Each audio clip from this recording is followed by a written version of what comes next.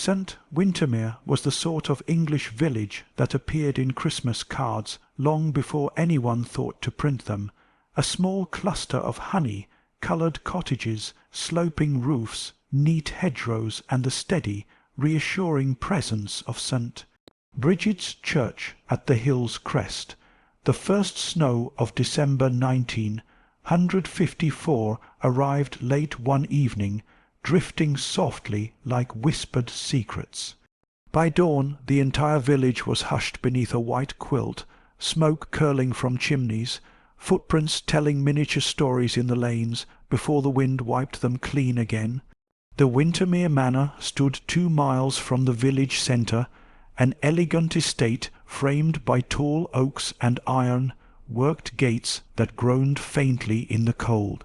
The house itself was stately but welcoming Georgian windows, polished walnut doors, and inside the soft warmth of Persian carpets, brass candle holders, and the ever-present scent of wood-fire and bergamot tea.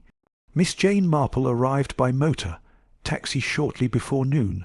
She was bundled sensibly in a tweed coat trimmed with fox-coloured fur, a woolen scarf tied snugly under her chin, and gloves that had seen many winters and would no doubt see many more. Her grey hair, neat as always, peeked from beneath a knitted hat. She carried a modest suitcase and an expression of polite curiosity. She had been invited to spend the holidays by Mrs. Camilla Bantridge, the lady of the manor, a widow of 10 years, who maintained both the house and a reputation for gracious hospitality. Camilla was 55, composed, dignified, and possessed of the enviable ability to pour tea with aristocratic calm, regardless of circumstance. To-day she waited at the entrance, flanked by her housekeeper, Mrs. Grafton, a formidable woman whose spine appeared incapable of bending even in a blizzard. "Miss Marple, how lovely of you to come!" Camilla said warmly. "You're very kind to have me," Miss Marple replied, taking in the landscape. "Snow always makes a place seem quieter than it is, don't you think?" Camilla smiled faintly. "Yes, though sometimes it brings noise of a different kind." Inside the manor were gathered several guests, each arriving for different reasons, but all now bound by winter and walls. Edmund Cavendish, Camilla's nephew, early 30s, charming but restless, with sharp eyes that measured rooms, people, and opportunities. Dr. Lionel Pembroke, the local physician, mid-40s, methodical, calm, respected, a man who noticed symptoms but rarely souls. Agnes Trowbridge, Camilla's late husband's niece, late 20s, quiet, observant, underestimated by nearly everyone, which suited her perfectly. Sir Malcolm Grayson, a neighbour from 3 estates over, retired colonel, brusque, proud, slightly deaf, and inclined to reminisce loudly about military winters. Hester Clark, a childhood friend of Camilla's, elegant, witty, slightly dramatic, a collector of gossip like some collected stamps. Jonathan Hale, a visitor from London, art historian, polite, slightly aloof, always holding a notebook, always recording impressions. The inciting incident arrived not with fanfare, but a thud, soft, deliberate, dreadful. That afternoon the manor prepared for a small Christmas gathering, not a grand ball, merely a seasonal tea with neighbours. The kitchen bustled. Mrs. Grafton supervised with militant precision. Miss Marple settled into the drawing-room, knitting needles clicking softly like a ticking clock with manners. At 4:17 p.m. a scream cut through the calm. Agnes Trowbridge was the first to reach the sound the west wing corridor. There, sprawled at the foot of the manor's old oak staircase, lay Jonathan Hale, his body framed by broken railings above. Snow blew faintly through a window left ajar, settling like sugar on the steps. He was dead. Dr. Lionel arrived moments later, kneeling, neck broken, instantaneous. Sir Malcolm stood behind them, pale, Good God! A fall! Edmund exhaled shakily. Accident, surely. The railings are old. Old, yes. Agnes interrupted quietly, eyes narrowing upward. But they broke outward. Miss Marple arrived last, leaning on her cane, breathing frosty air into warm horror. Her gaze drifted not to the body, but the window, the banister above, the pattern of splinters. A fall in snow is easy, she murmured. A broken banister is not always so. Snow muffled sound, but not suspicion. Jonathan's body was moved to the parlour. Curtains drawn, fire lit not for warmth, but dignity. Camilla sat composed but shaken, teacup untouched before her. Inspector Slack from the county police could not arrive until morning due to blocked roads. Until then, the manor was a snow-bound world unto itself. Doctor, Lionel suggested calm logic. We wait for police. Sir Malcolm scoffed. Nonsense. The man's dead now, not tomorrow. Hester dabbed her eyes theatrically. He was taking notes earlier about the manor's paintings. Perhaps he leaned. Miss Marple said nothing at first, but she listened the way a gardener listens to soil. She approached Agnes in the corridor later that evening. You found him first? Miss Marple asked gently. No. Agnes corrected. I heard the scream. Edmund reached him before me. Did he? Agnes hesitated. He said it was a fall, very quickly. Miss Marple nodded, thoughtful. Some people reach conclusions faster than footsteps. She interviewed each suspect in her subtle, deceptively soft manner. Edmund Cavendish claimed he had been in the library. I heard nothing until the scream. Agnes later contradicted him politely. I passed the library. It was empty. Doctor, Lionel admitted Jonathan had requested warm milk earlier for a sore throat. I prepared it myself. Nothing added. Miss Marple arched a brow lightly. A doctor's nothing is sometimes different from a detective's. Hester Clark mentioned village tensions. Edmund wants to sell the manor's old paintings. Jonathan disagreed. Sir Malcolm admitted disliking Jonathan's London airs. But I don't shove men downstairs, Miss Marple. Agnes Trowbridge offered motive without confession. Jonathan knew something about a forged painting here. He said he'd speak privately to Camilla tonight. Camilla confirmed it quietly. Yes, but we never spoke. He died before he could. A clue glimmered. Jonathan's notebook was missing. So was the cup of warm milk. Snow outside covered all tracks except the ones inside human hearts. Miss Marple thought of her own village back home, of accidents staged as inevitabilities, of truth hidden beneath politeness, of murder that borrowed coincidence as disguise. She whispered to Mrs. Grafton, lock nothing, observe everything, because investigation had begun not in evidence, but people. Morning arrived glittering, cold, accusatory. The cup was found not with milk, but tea washed, dried, placed neatly back in the kitchen. Odd, Miss Marple murmured. A man with a throat complaint drinking tea instead of milk. Edmund bristled. Tea warms better, does it? She replied softly. Or does washing cups warm nerves? Another twist surfaced when Sir Malcolm revealed a secret.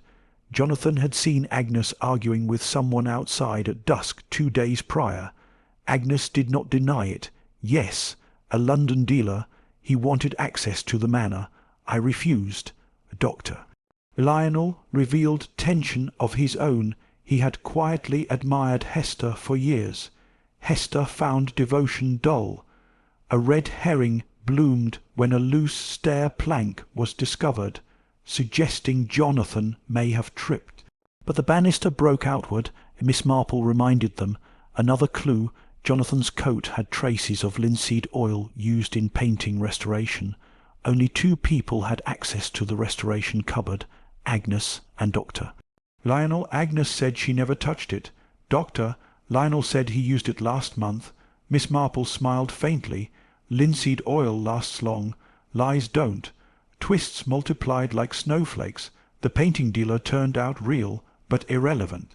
The stair plank was old, but unrelated. The milk cup was clean, but suspicious. What raised stakes most was a final discovery. Jonathan's notebook was found beneath the snow outside, soaked, pages blurred, but one line legible. She knows the forged Windermere piece. Only one woman in the manor had met him privately about paintings, Hester Clark. She laughed nervously when confronted. Me, I know nothing of forgery. Miss Marple said quietly, but someone knew you'd be blamed, because the killer wanted misdirection, not confession. The fourth act of any mystery, Miss Marple believed, was much like the moment in a tapestry when the pattern finally revealed itself, not by the sudden appearance of new threads, but by the alignment of old ones, long present, quietly waiting to make sense. St. Windermere lay still under its snowy spell, but inside Windermere Manor the quiet had turned brittle. Suspicion, once a subtle draught in the corridor, now sat heavily in the drawing-room like an unwelcome guest refusing to remove its coat. Miss Marple herself sat by the fire, knitting a pair of socks that were destined for no one in particular. The click of her needles was rhythmic, calm, deceptively domestic, the sort of sound that suggested nothing urgent was happening at all. Yet urgency was exactly what was happening, only silently, inside her mind. Her eyes, soft and sharp at once, flicked occasionally toward the mantel clock, then toward the faces arranged around the room, each reflecting a different form of strain. Mrs. Camilla Bantridge sat near the window, pale daylight outlining her composed features. Though dignified as ever, there was a faint stiffness in her posture, as though she feared that moving too quickly might shatter something invisible but important. Hester Clark reclined opposite her, elegant in a slate grey dress that suited winter but betrayed nerves in the restless tapping of her fingers against the arm of her chair. Edmund Cavendish stood near the drinks trolley, pretending to examine a decanter of sherry, though Miss Marple suspected he saw very little of it. Agnes Trowbridge sat quietly, hands folded, gaze steady, revealing nothing. Sir Malcolm Grayson loomed near the hearth, military erect, moustache bristling, glowering at uncertainty itself, and Dr. Lionel Pembroke, county physician, sat with the faint air of a man who had spent a lifetime perfecting calm, and might now be watching it slip from his grasp. The household had spent the better part of the day awaiting Inspector Slack's arrival from the county town, but the roads remained impassable, snowdrifts forming ramparts against progress. For now the manor was a sealed world, no entrances, no exits, and a single truth waiting to be unlocked. Miss Marple cleared her throat gently. The room, mid-conversation, fell instantly silent. I don't think we shall achieve very much more by pretending the matter is settled, she said, tone mild, words precise. Jonathan Hale did not fall down the stairs. Edmund's head snapped up. He was found at the bottom of them, Aunt Jane. Quite, Miss Marple replied, but arriving at the bottom of a staircase does not always imply one has descended it by choice. Sir Malcolm grunted approvingly. Been saying the same. Railings broke outward. That's not a man slipping. That's a man meeting gravity unwillingly. Hester gave a small, nervous laugh. Colonel, you speak of railings as though they have intentions. Sometimes. Miss Marple said softly, people lend their intentions to inanimate things. Camilla inhaled sharply. You mean he was pushed. Miss Marple set her knitting aside. She did not rise dramatically. Miss Marple rarely did anything dramatically. She simply stood, which carried a far greater effect, because she did so only when she had reached the end of doubt. Yes, she said, He was pushed, and afterward someone staged a scene to make the Snow shoulder the blame. A murmur rippled through the room, but no protest held weight. They were not rejecting the idea, they were calculating where they stood in relation to it. Miss Marple stepped toward the mantelpiece, fingers grazing a small ceramic vase filled with winter roses. The window at the west staircase was opened after Jonathan's death. Snow was invited in deliberately to disguise the violence of the act, to soften the sound, and most of all, to confuse the eye. A fall is a story Snow can support, a murder is not. Edmund bristled. "This is conjecture. We've no proof." She turned to him, expression kind, almost apologetic. "Proof is what convinces the law, Mr. Cavendish. Observation is what convinces the truth." Agnes shifted slightly. "I passed that window yesterday morning. It was locked then." "Indeed." Miss Marple nodded. "And yet, yesterday morning no body was lying beneath it either." Camilla rose, teacup finally rattling in its saucer.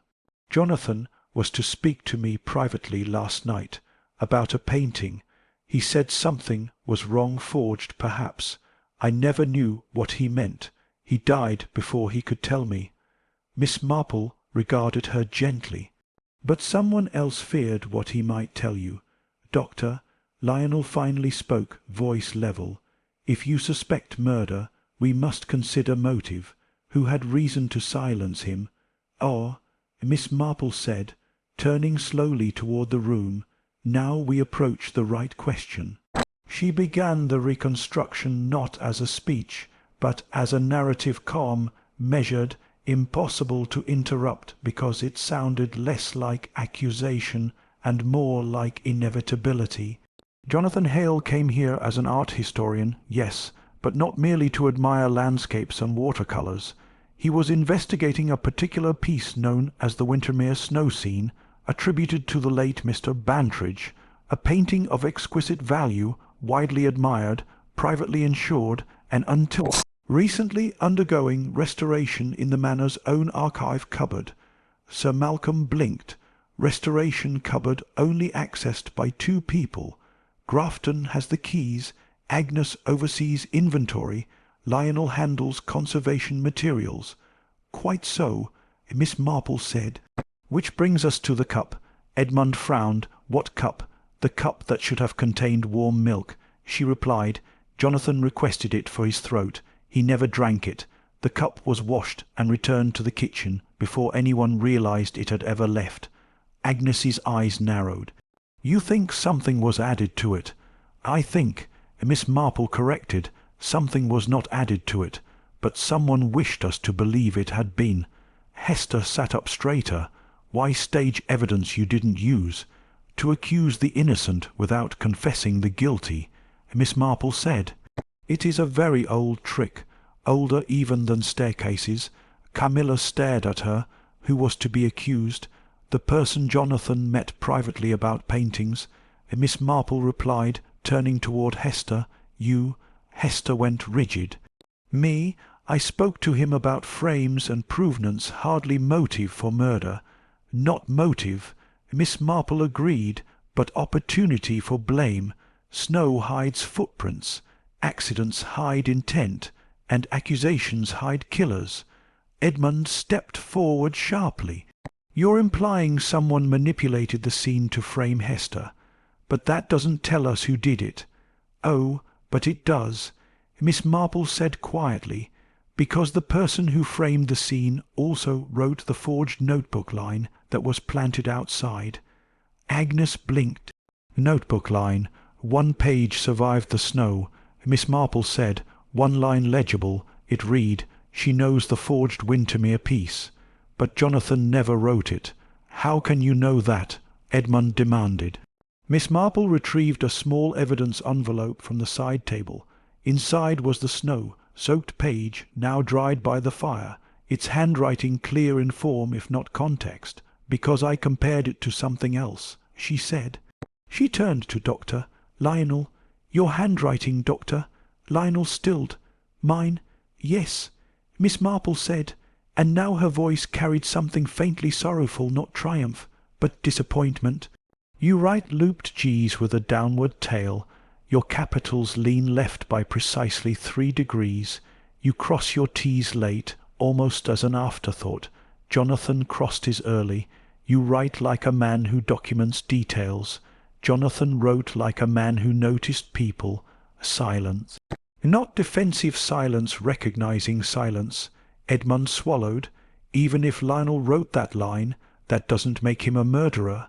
Miss Marple smiled faintly, almost indulgent. "No, but it makes him the man who knew someone would be blamed." Sir Malcolm jabbed a finger toward Lionel. "You forged that line to point at Hester. Why?" Miss Marple answered before Lionel could. "Because blackmail was involved, not emotional motive, practical motive, the deadliest sort." Camilla went pale. "Blackmail? Yes," Miss Marple said. "The forgery began as a hobby, harmless imitation, like embroidery copied from a neighbour's pattern. But someone discovered it, someone ambitious, someone who saw profit, authentication, and influence in London markets." Edmund's breath hitched. Miss Marple did not need to say his name. Everyone knew it had been waiting in the air like frost on glass. "You mean me?" Edmund said coldly, "I mean." Miss Marple replied that Jonathan intended to expose you both, you for exploiting the forgery, Dr. Pembroke for providing authentication under duress. But only one of you panicked enough to push a man from a staircase and invite Snow to write the alibi. She turned to Lionel. "Doctor," she said softly, "you pushed him, didn't you?" Lionel exhaled a long breath, the sort of breath a man releases when the last wall falls. "Yes," he said, not loudly, not with melodrama, simply yes. "Because—" Lionel understood precision too, when truth demanded it. Miss Marple nodded, eyes sad but certain. "Then we may finally stop asking Snow to explain what people have already confessed." The snow outside Wintermere Manor continued its quiet performance, swirling gently against the windows like an audience unaware the play indoors had already reached its conclusion. Inside, however, the drama had ceased to be speculation. It had matured into fact, confession, and consequence. Miss Marple returned to her seat near the hearth after Lionel Pembroke's admission. She resumed her knitting, not because the case demanded domesticity, but because resolution, she felt, was always more palatable when served with ordinary motions. Murder may have intruded with the snow, but truth should depart with tea, calm, and common sense. Camilla Bantridge sank back into her chair, hand pressed lightly to her chest. "Lionel," she whispered, grief tangling with disbelief, "why didn't you come to me? I would never have allowed Edmund to coerce you." Lionel stood near the bookcase, shoulders stooping now that the burden of concealment no longer held him rigid. "Because shame speaks more quietly than blackmail," he said, "and I was ashamed long before I was afraid." Edmund Cavendish, once so eager to declare accident, now appeared trapped by his own earlier certainty. He had backed toward the window, though the view offered him no escape. His charm, usually effortless, lay marooned beneath panic and pride. Sir Malcolm Grayson glared at him. "You used the man's forgery for profit, and threatened his career to keep him complicit. That's motive enough for any court, but not motive enough for murder." Miss Marple interjected gently, "Or Jonathan Hale would have been pushed by the person who stood to gain most. Doctor, Pembroke gained nothing from Jonathan's death. He only feared what would be lost if Jonathan lived long enough to speak." Agnes Trowbridge rose slowly. She had the stillness of someone who saw more than she said, but felt more than she concealed. "Jonathan told me he was close to uncovering a forgery ring. He never said names, but he said the evidence would shock the manor, not the village." "Quite so," Miss Marple said. "The painting was not forged in London. It was forged here, where imitation seemed harmless and access seemed innocent. Camilla looked up sharply. "You knew Agnes?" Agnes shook her head. "I only knew Jonathan was afraid for someone, not of someone." Miss Marple folded her hands over the wool. Jonathan's fear was not for himself. It was for the person he intended to confront. That is the tragedy of murder. It is most often committed not by hatred, but terror. The grandfather clock chimed 6 p.m. slow, stately, indifferent to crime. The manor, for all its elegance, had become the sort of closed chamber Miss Marple had encountered many times before. A small society, insulated by manners, where motives brewed quietly like oversteeped tea. Dr. Lionel spoke again, this time addressing Camilla directly. "I painted copies for amusement after your husband passed. He had such an eye for winter landscapes. I wanted to see if I could reproduce his style. I never meant for them to leave this house. Then Edmund found them." Edmund snapped, voice rising like cracking ice. "Found them? You were careless with them." "Careless, yes," Lionel admitted, "but not criminal until you saw advantage in it." Sir Malcolm grunted. "Blackmail turns hobbies into weapons, and weapons into murder," Miss Marple added. Camilla looked at her nephew, voice hollowed by disappointment rather than surprise. "You leveraged Lionel's imitation to authenticate a forged Bantridge original for London sale. You insured it under false value, and when Jonathan intended to expose it, Lionel feared you would destroy him first." Edmund shook his head violently. "This is madness. I never told him to kill." Miss Marple gave a small sigh, almost grandmotherly. "Murderers rarely take orders. They only take fear and run with it." The room stilled again, not frozen by uncertainty now, but by the clarity of revelation. The case had resolved itself like a riddle spoken backward. The answer made the question seem simpler than it ever was. Mrs. Grafton, the housekeeper, entered with a tray of tea. She paused when she saw the room's arrangement not social, but judicial.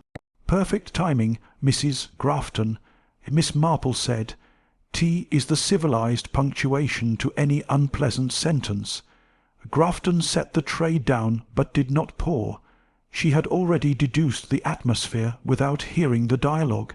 "Then the sentence has been spoken."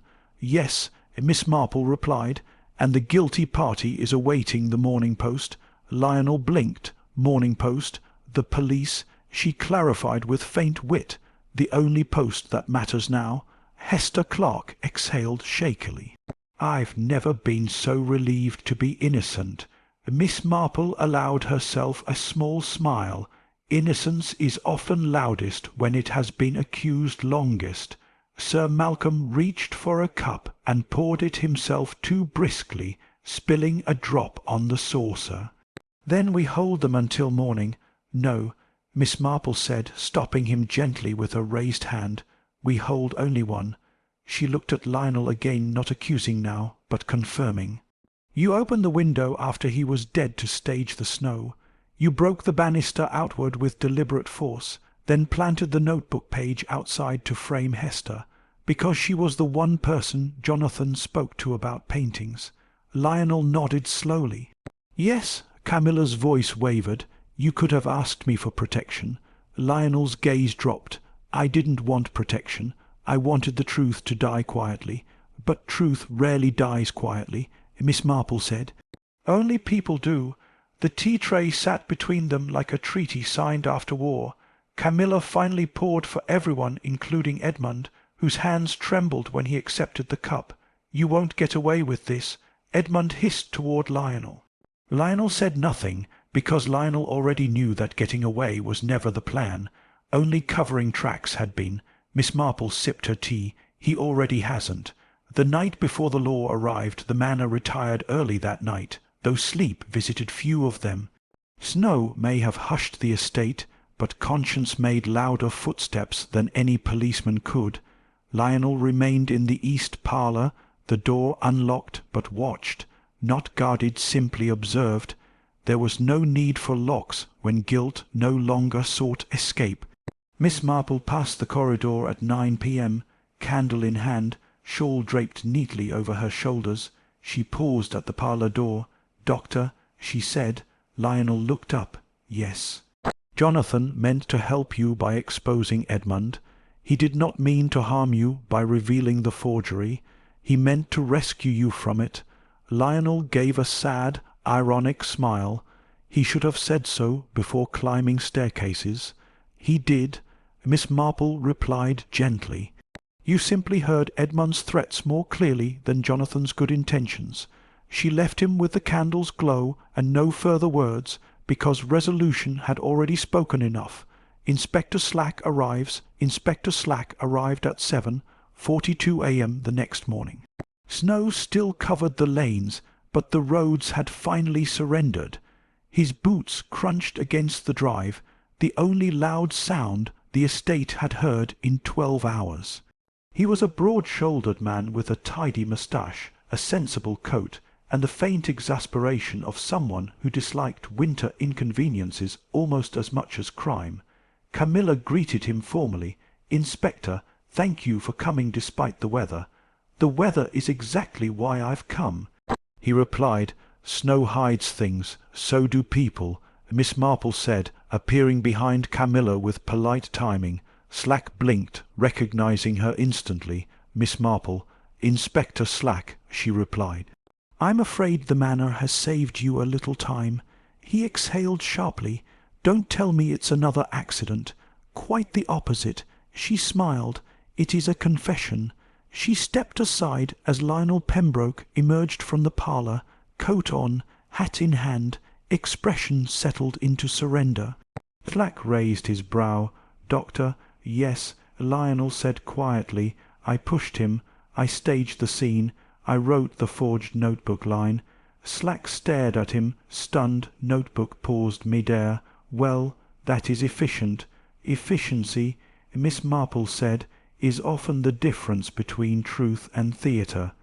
Edmund attempted speech, but Slack silenced him with a raised hand. "One guilty party at a time, please," the inspector said. "The rest of you may perform innocence in the drawing-room." Hester smiled faintly. "We already have.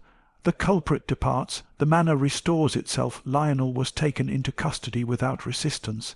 His guilt sought no defence. His staging sought no audience.